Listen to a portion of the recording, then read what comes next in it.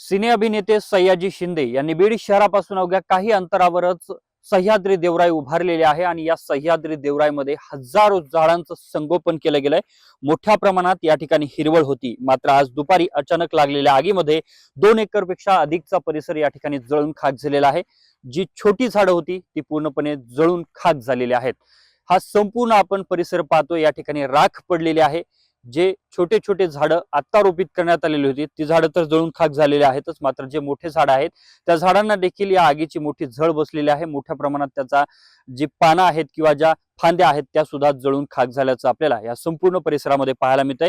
ही आग आज दुपारनंतर अचानक लागली होती। आगीचं कारण अद्यापपर्यंत स्पष्ट होऊ शकलेलं नाही, मात्र आग लागल्याच्या नंतर या ठिकाणी सह्याद्री देवराईची या ठिकाणी निगा राखणाऱ्या लोकांसह इतर लोकांनी या ठिकाणी पोहोचून तात्काळ ही आग आटोक्यात आणण्यासाठीचे प्रयत्न केले आणि यानंतर आता ही आग विझवण्यामध्ये यश आलेलं आहे। मात्र यामध्ये शेकडो झाडांना या ठिकाणी या आगीमुळे नुकसान पोहोचल्याचं पाहायला मिळतंय।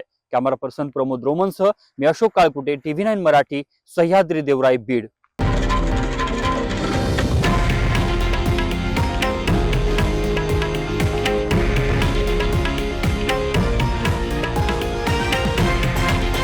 हे आहे देशातील नंबर 1 न्यूज नेटवर्क आणि आपण पाहत आहात TV9 मराठी, एकमेव।